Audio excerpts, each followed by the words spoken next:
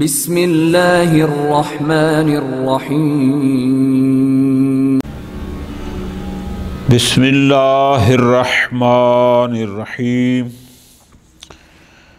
لا يقال هذا صحیح لو كان التناسخ محالا وإلا يمكن العودة المتقررة حتى يتكامل الدواء إلى آخره۔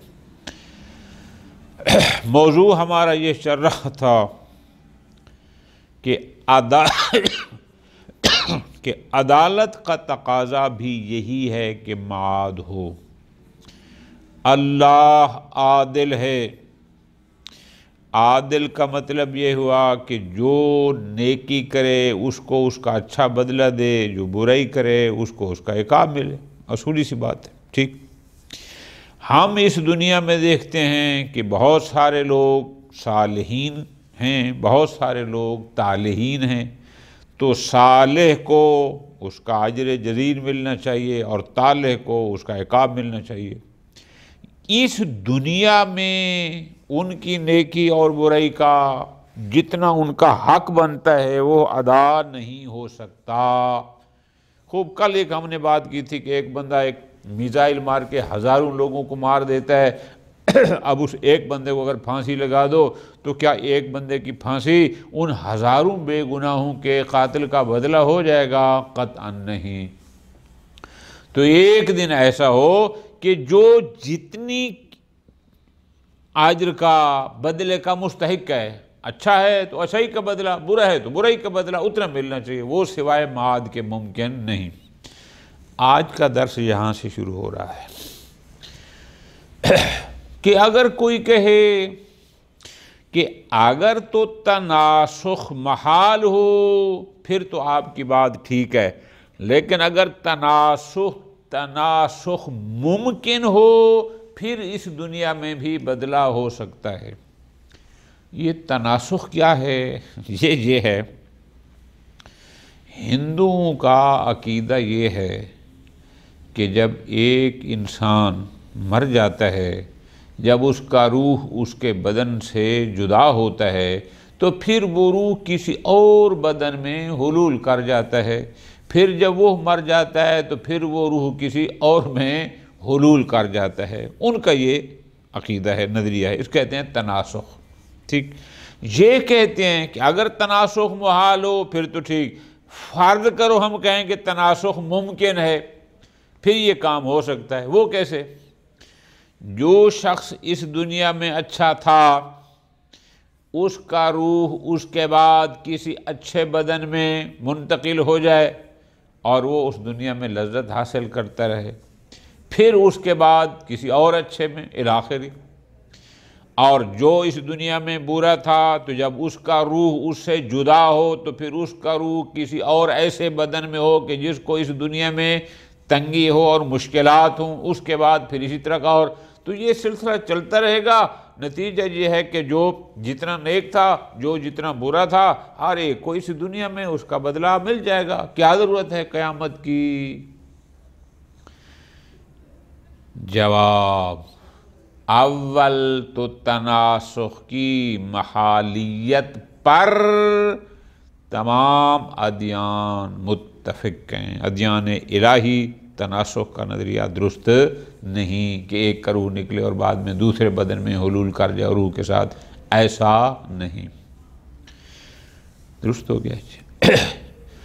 دوسرا، اصلاً تناسخ ہو نہیں سکتا، تناسخ ممکن ہی نہیں ہے۔ کیوں؟ 3 دلیلیں دیں گے کہ تناسخ ممکن نہیں۔ وجہ 3 دلیلیں ہیں، ایک ایک کر کے پڑھیں گے، چونکہ باریک بات ہے، کچھ فلسفی اصطلاحیں استعمال کی گئی ہیں، تو میں انشاءاللہ ساتھ ساتھ آپ خدمت میں تفصیل سے گزارش کرتا ہوں۔ خوب، لا یقال، کوئی کہے، کیونکہ لفظی ترجمہ ہے نا، یہ نہیں کہا جا سکتا کہ ھذا صحیح لو کان التناسخ محالا۔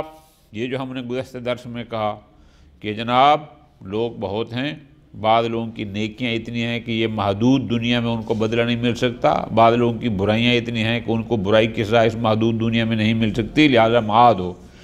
تو ممکن ہے کوئی یہ کہے کہ اگر آپ تناسخ کی محالیت کے قائل ہو جائیں پھر تو یہ بات ٹھیک ہے، وَإِلَّا لیکن اگر تناسخ ممکن ہو، محال نہ ہو، امکان رکھتا ہو، پھر کوئی تناسخ میں نے گزارش کر دی کہ وہ جو ہندو کا عقیدہ ہے۔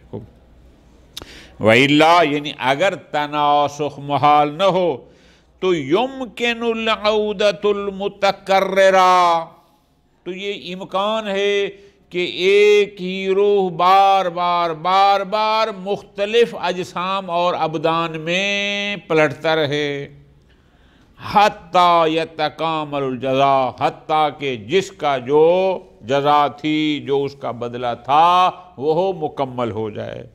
مثلا تفصیل کہ فمن کانا صالحا، جو بندہ اس دنیا میں صالح تھا، نیک تھا، یعود بعد موتہ فی بدن، تو اس کا روح اس کے مرنے کے بعد ایک ایسے بدن میں پلٹ آئے کہ یعیش عیشا مبارکہ، کہ جو اس دنیا میں ایک بہترین اور مبارک زندگی گزارے۔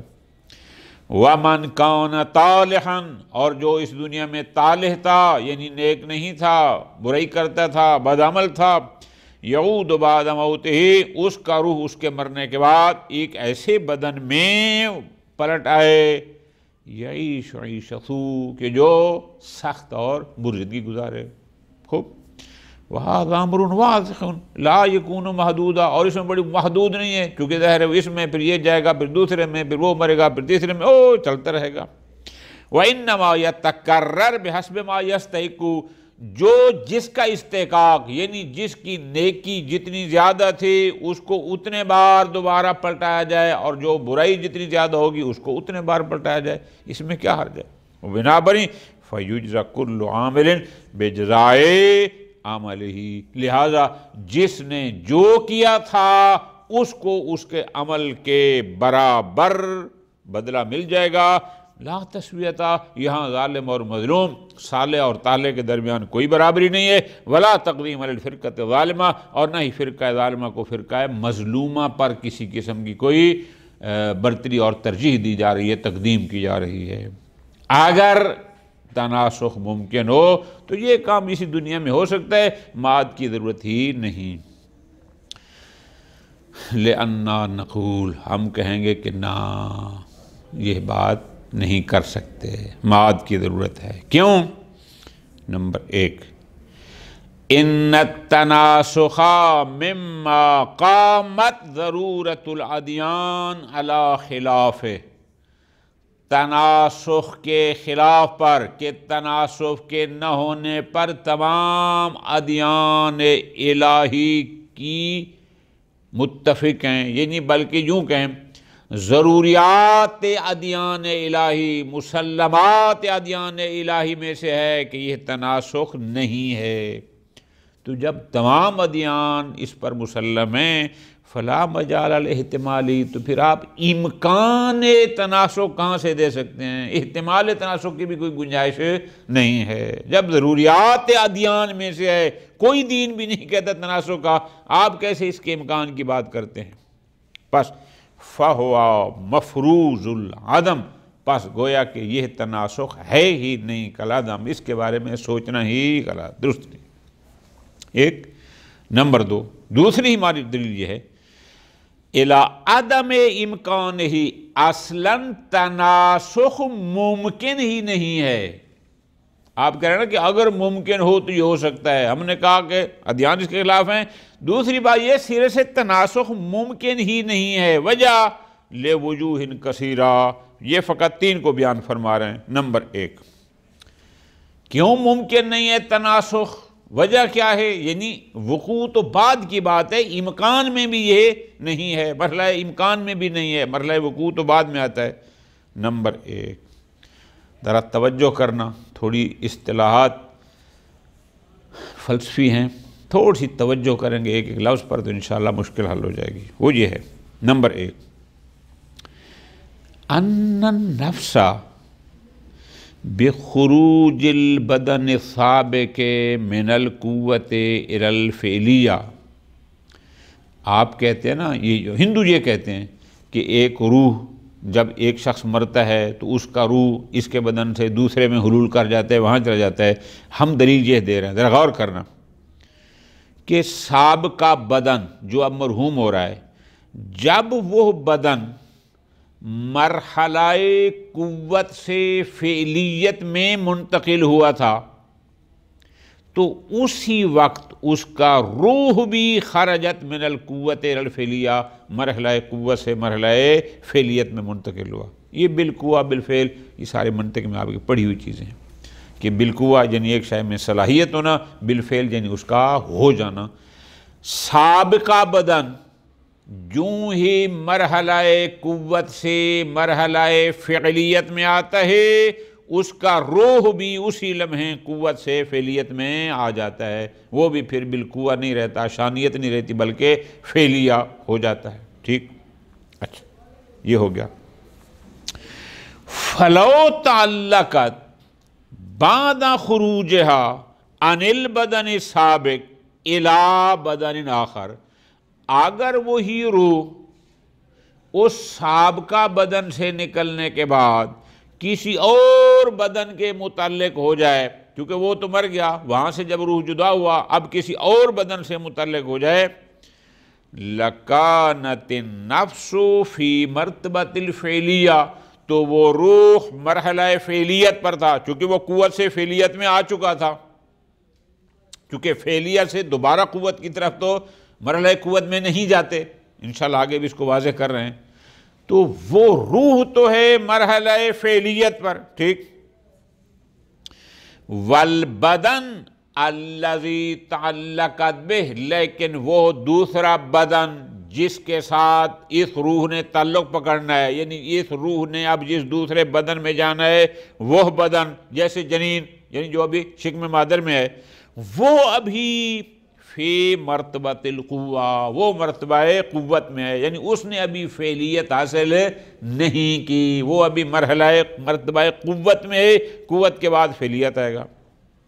تو پس روح مرحلہ فعلیت میں، اور جس نئے بدن میں جانا ہے وہ ابھی مرتبہ قوت میں، فیلزم و لازم آئے گا عدم التکافؤہما، کہ یہ روح اور بدن مرتبہ قوت اور فعلیت میں برابر نہیں ہے، بلکہ ایک ابھی مرتبہ قوت میں ہے، مرحلہ قوت میں، اور دوسرا مرحلہ فعلیت میں ہے.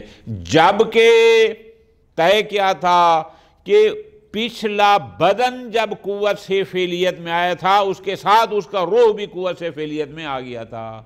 لہذا بدن اور روح کا مرحلہ قوت اور فعلیت میں مساوی ہونا ضروری ہے، لیکن اس بنیاد پر یہاں یہ برابر، یہ مساوی نہیں بنتے.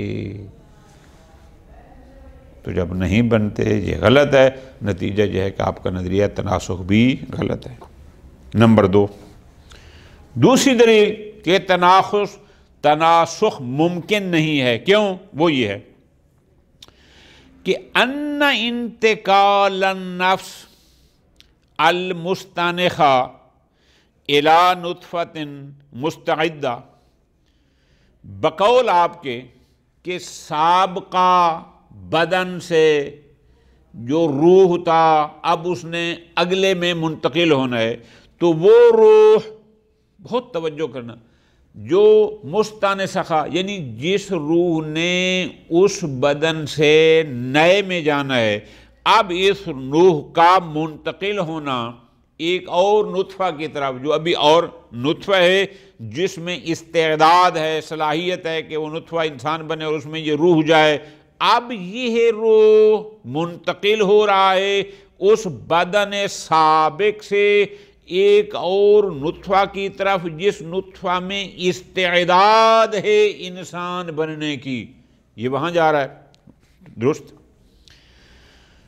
تو لا یمنع فیضان النفس الابتدائیہ، تو یہ اس سے معنی تو نہیں ہے کہ اس نطفہ مستعدہ جس نطفہ میں انسان بننے کی استعداد ہے، اس میں ایک جدید ایک اور روح بھی ہو، معنی تو نہیں ہے نا. یہ تو ادھر سے ادھر منتقل ہو رہا ہے، تو یہ بھی تو ہو سکتا ہے نا کہ اس نطفہ کے جس نے انسان بننا ہے اس کا اپنا ایک علیحدہ ایک مستقل روح ہو، یہ بھی تو ہے، یہ کوئی اس کے معنی تو نہیں ہے۔ ایک روح یہ منتقل ہو رہا ہے اور ایک روح اس کا اپنا ہو، جدید اس کا اپنا۔ فَيَلْزَمُ اجْتِمَاعُ النَّفْسَيْنِ فِي بَدَنٍ وَاحِدٍ، تو کیا لازم آئے گا؟ بدن ایک ہو روح دو ہوں، ہوا مستحیل، ایک بدن میں دو روح ہونا محالات میں سے ہے۔ کیوں؟ لِامْتِنَاعِ كَوْنِ الشَّيْءِ ذَاتَ ذَاتَيْنِ، اس لیے کہ یہ محال ہے کہ ایک شے ذات، ہم نے پیچھے کہا تھا کہ اصل تشخص روح ہے، ممتنع ہے کہ شے میں دو روح ہوں، اعضاء نفسین ہو نہیں سکتا۔ وَمَا مِن شَخْصٍ إِلَّا هُوَ يَشْعُرُ بِنَفْسٍ وَاحِدَةٍ لَا، ہر انسان اپنے اندر ایک روح کا ادراک کرتا ہے، دو روح کا ادراک نہیں کرتا۔ لہٰذا اگر آپ کے تناسخ والی بات کو مانا جائے تو اس سے لازم آتا ہے کہ بدن ایک ہو روح دو ہوں، یہ محال ہے۔ جب یہ محال ہے، جب لازم باطل ہو تو ملزوم باطل، لہٰذا تناسخ ممکن ہی نہیں۔ دو دلیلیں ہو گئیں۔ وَمِنْهَا، ایک اور دلیل، ما اشار الیہ العلامۃ الطباطبائی قدس سرہ فی تفسیرہ، اس دلیل کی طرف اشارہ کیا علامہ محمد حسین طباطبائی صاحب تفسیر المیزان رحمۃ اللہ علیہ نے۔ وہ یوں فرماتے ہیں، پوری توجہ، باریک بات ہے تھوڑی سی، فرماتے ہیں ان التناسخ، خبر اس کی بعد میں آ رہی ہے، اور محال۔ تناسخ کیا ہے؟ تناسخ یہ ہے کہ تعلق النفس، کہ ایک روح تعلق پکڑے، متعلق ہو، یعنی حلول کر جائے۔ کون سا نفس، کون سا روح؟ المستکملہ بنوع کمالہا بعد مفارقتہا البدن، کہ ایک بدن میں کچھ عرصہ ایک روح رہا، اس بدن سے اس روح نے پوری طرح استکمال یعنی کمال حاصل کر لیا، تو ایک بدن میں ایک روح پورا کمال حاصل کرنے کے بعد پھر وہ ایک اور بدن میں جا کر متعلق ہو جائے، حلول کر جائے، محال، یہ محال ہے۔ کیوں محال ہے؟ اس لیے، ہر لفظ پہ توجہ، فرماتے ہیں اس لیے فَإِنَّ هَذَا الْبَدَنَ، یہ جو سابقہ بدن سے جدا ہونے والا روح جس نئے بدن میں جا رہا ہے، اب وہ نیا بدن، ان کان ذا نفس، کیا اس کا اپنا پہلے سے بھی کوئی روح ہے؟ جس نئے بدن میں یہ روح جا رہا ہے اگر تو اس کا اپنا بھی ایک روح ہے، استلزم التناسخ ہو تو تناسخ مستلزم ہے۔ لازمہ تناسخ کیا ہے؟ تعلق نفسین ببدن واحد، کہ ایک بدن ہو اور روح دو ہوں، ایک اس کا اپنا، ایک یہ منتقل ہو کے آ رہا ہے، جسے فلسفہ کی دنیا میں وحدت الکثیر یا کثرت الواحد کہتے ہیں۔ یہ باطل ہے، یہ درست نہیں ہے، ٹھیک۔ وَإِن لَمْ تَكُنْ ذَا نَفْسٍ، اور اگر اس میں پہلے سے اپنا کوئی اور روح نہیں ہے، استلزم رجوع ما بالفعل إلى القوة، تو اس سے کیا لازم آئے گا؟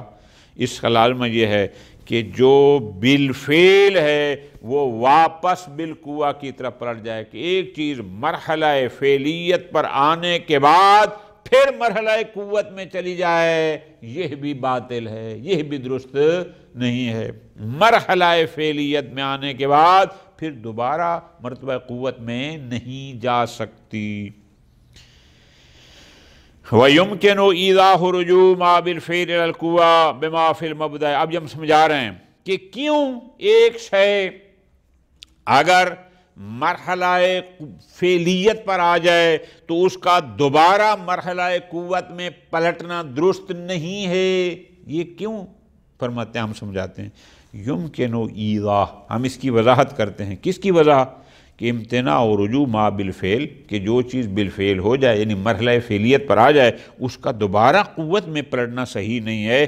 ہم اس کی وضاحت کرتے ہیں مبدا اور معاد کی اس بحث کے ساتھ۔ کیا؟ وہ یہ ہے کہ ان النفس، ایک مبدا جہاں سے آغاز ہو رہا ہے، معاد جہاں انجام ہونا ہے۔ اب ہم آپ کو سمجھاتے ہیں، وہ یہ ہے کہ ان النفس ما دامت تکون بالقوہ، کہ نفس جب تک مرحلہ فعلیت پر نہیں آیا تھا اور مرحلہ قوت میں تھا، بالقوہ شانیت صلاحیت اس مرحلے پر تھا، یمکن لہا، اس وقت تک نفس کے لیے، روح کے لیے یہ ممکن تھا۔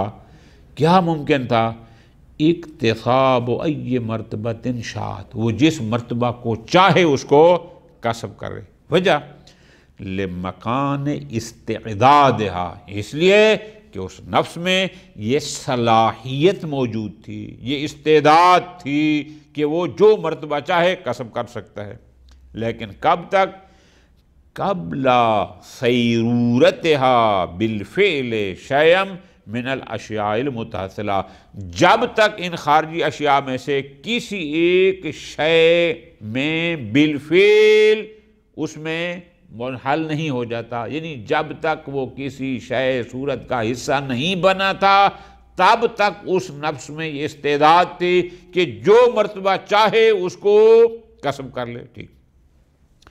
لیکن اما اذا صارت مصورتاً بصورت فعلیہ، ہر لفظ پہ غور، لیکن جب وہ نفس مصورتاً بصورت فعلیہ، ایک فعلیت کی صورت میں مصور ہو گیا، کیا؟ یعنی ایک باقاعدہ خارج میں اس کی تصویر بن گئی اور ایک شے میں وہ آ گیا اور وہ ایک تصویر بن گئی، واستحکمت فعلیتہا، اور اس کی فعلیت مستحکم ہو گئی اور وہ اس تصویر میں اس شے میں راسخ ہو گیا، وقوا تعلقہا، اور اس صورت بھی اس کا تعلق بھی اس کے ساتھ قوی ہو گیا، ولصوقہا، اور وہ صورت اس نفس کے ساتھ اس کے ساتھ مل گئی، یعنی اب وہ صورت، وہ جسم، وہ شکل، وہ شے اور روح دونوں ایک ہو گئے، مل گئے، ان کا رابطہ آپس میں قوی ہو گیا۔ فاستقرت علی تلک المرتبہ، اب یہ نفس، اب یہ روح جس مرحلے پر مرتبہ پر آ گیا اب یہ وہیں پر مستقر رہے گا، بس، ٹھیک۔ وَبَطَلَ عَنْهَا استعداد الانتقال من النقص الى الکمال، اب جب ایک صورت میں آ گیا اب اس میں وہ استعداد نہیں جو پہلے تھے۔ پہلے اس میں استعداد کیا تھی کہ جو مرتبہ چاہے کسب کر لے، لیکن اب جب ایک مرتبے پر آ گیا اور ایک صورت اور ایک شے میں مستقر ہو گیا، اب اس میں یہ استعداد نہیں کہ وہ نقص کمال کی طرف، والعبور من حال الی حال، اور اس حال سے اس حال کی طرف جائے، نہ، اب وہ استعداد ختم۔ وہ استعداد تب تک تھے جب تک کسی شے کی صورت میں مصور نہیں ہوا تھا۔ فرماتے ہیں فَإِنَّ الرُّجُوعَ إِلَى الْفِطْرَةِ الْأُولَىٰ، اب اس کا دوبارہ اس پہلی فطرت میں جانا، والعود الى مراتب مرتبۃ التراب، اور دوبارہ اس کا مٹی والا مرحلہ کہ جب کچھ نہیں تھا اور مٹی تھی اس پہ جانا، اور حلولانی پہ جانا، جیسا کہتے ہیں کہ یا لیتنی کنت ترابا، قرآن میں کے بعد لوگ کہیں گے کاش کہ ہم مٹی ہوتے۔ اب یہ سب کچھ مجرد التمنا، یہ فقط ایک تمنا ہے، امر مستحیل، جو نہ ہونے والی ہے، محالات میں سے ہے، اور جو محال ہوتا ہے غیر المقدور علیہ، اس پر کسی کو قدرت، محال کہتے ہی اسے ہیں جو کسی کی قدرت میں نہ ہو۔ ٹھیک ہو گیا جی؟ بس اگر آپ تناسخ کے امکان کے قائل ہوں تو ایک بڑی خرابی لازم آتی ہے، کون سی؟ کہ یہ روح مرتبہ فعلیت سے پھر مرتبہ قوت کی طرف پلٹ جائے۔ یہ محالات میں سے ہے، ایسا نہیں ہوتا۔ ٹھیک ہو گیا؟ یہ 3 ہو گئیں۔ 2 باتیں اس کے ساتھ اور کہ نہیں معاد ضروری ہے۔ ایک اور دلیل ہے، وہ کیا؟ وہ یہ ہے کہ کیوں معاد ضروری ہے اور اس دنیا میں اس کا بدلہ نہیں ہو سکتا صالحین کو بھی اور طالحین کو بھی۔ وہ یہ ہے مضافاً الی احتفاء فی الدنیا بانواع المصیبات والآلام، کہ یہ دنیا مختلف قسم کی مصیبتوں پریشانیوں میں گھری ہوئی ہے، کہ التی لا تکون معها لائقہ لجزاء الاولیاء والانبیاء والصالحین، یہ آلام، یہ مصیبتوں اور مشکلات سے گھری ہوئی دنیا اس لائق نہیں ہے کہ یہ اولیاء انبیاء و صالحین کی جزا اس دنیا میں ان کو دی جا سکے، کہ ان کی نیکیاں اچھائیوں کا بدلہ، چونکہ اس دنیا میں مصیبتیں، پریشانیاں، مشکلات بہت ہیں۔ بل المناسب لہم، بلکہ ان مناسب کیا ہے؟ ہوا جزاؤہم، کہ ان کو ایک ایسا بدلہ دیا جائے لا یحتف بہذہ المقارہ والمصائب، کہ جو ان مشکلات اور مصیبتوں میں گھرا ہوا نہ ہو، کہ اس دنیا میں انہوں نے جو نیکیاں کی ہیں اس کا بدلہ ایسا ہو کہ اس کے بعد پھر ان کے لیے کوئی مصیبت، کوئی مشکل، کوئی آفت نہ ہو۔ هو لا یکون الا الاخرہ، اور وہ سوائے آخرت کے کہیں اور ہو ہی نہیں سکتی۔ کیوں؟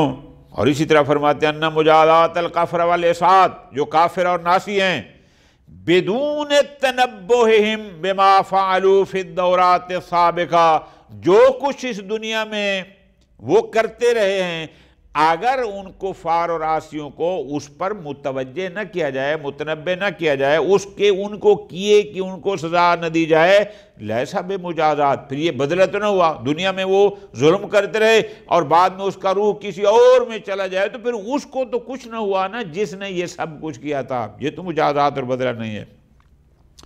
پس نتیجہ تناسخ لا یمکن، پہلی بات تو یہ ہے کہ تناسخ اصلاً ممکن ہی نہیں، وَعَلَى فرض امکان ہی، اور بالفرض تناسخ ممکن، یعنی مرحلہ امکان، اول تو امکان کے قائل ہی نہیں ہیں، لیکن اگر قائل ہوں بھی جائیں، قامت ضرورت لا خلافی، ضروریات ادیان، فقط اسلام کی بات نہیں ہے، ضروریات ادیان اس بات پر ہیں کہ نہ تناسخ باطل ہے، تناسخ درست نہیں ہے، یہ نہیں ہو سکتا۔ ایک اور دلیل اس کے ساتھ اور پھر انشاءاللہ درس مکمل، وہ یہ ہے مضافاً الی عدم مناسبت حال الجزا، کہ اس دنیا میں کچھ عرصے کے لیے کسی کو اچھائی یا برائی یا اس کا دینا، فرماتے ہیں عدم مناسبت حال الجزا بالنسبت الی الصالحین، یہ جو صالح لوگ ہیں، جو نیک لوگ ہیں، ان کی نسبت ان کی جزا کے لیے یہ دنیا مناسب ہی نہیں ہے۔ وجہ لاحتفافھا بالمقارہ، چونکہ یہ مصیبت، مشکلات، مصائب و آلام کے میں گھری ہوئی ہے۔ اور اسی طرح بالنسبت الی الطالحین، جو صالح نہیں طالح ہیں، جو بد عمل ہیں، ان کا بھی کیوں؟ لغفلتہم عن المکافات، کیونکہ وہ بھی مکافات عمل سے غافل ہیں۔ ٹھیک ہے جی، کیسے ان کو دیں گے؟ اس لیے کہ اگر ان کا روح کسی اور میں جائے بھی صحیح تو وہ جو کرتا رہا اس کو تو پتہ نہیں ہے کہ کیا ہو رہا ہے، لہذا نہ صالحین کی جزا اس دنیا میں بن سکتی ہے اور نہ ہی طالحین کی۔ فرماتے ہیں مضافاً الی ما افاد بعض اساتذتنا مدد اللہ، البتہ ایک جملہ فرماتے ہیں کہ ہمارے اساتذہ نے فرمایا، اور وہ جملہ یہ ہے کہ ان الجزا، جزا کیا ہے؟ هو النعمت المحضہ، جزا نعمت محض التی لا یشوبها تکلیف و مسئولیہ، جس کے ساتھ نہ کوئی تکلیف نہ مسئولیت، کوئی ذمہ داری نہیں ہونی چاہیے، بس سکون ہی سکون ہو۔ وَالنِّعَمُ الدُّنْيَوِيَّةُ، اور آپ اس کو دنیا میں جتنی نعمتیں بھی دے دیں، لَيْسَتْ كَذَلِكَ، ایسا نہیں ہے کہ وہاں پر اس پر کوئی ذمہ داری نہ ہو، ایسا نہیں ہے۔ کیوں؟ لِعَدَمِ خُلُوبِهَا عَنِ التَّكْلِيفِ وَالْمَسْئُولِيَّةِ، اس لیے کہ دنیا میں جتنی بھی نعمتیں دیں گے اس کی مسئولیت اس بندے پر ہوگی، اور نہیں تو شکر کی مسئولیت فلاں فلاں ہوگی، لہٰذا یہ دنیا صلاحیت ہی نہیں رکھتی۔ یہ بحث یہاں تک مکمل ہے، انشاءاللہ اس کو اگلے درس میں مکمل کریں گے۔ وصلی اللہ علی محمد وعلی محمد۔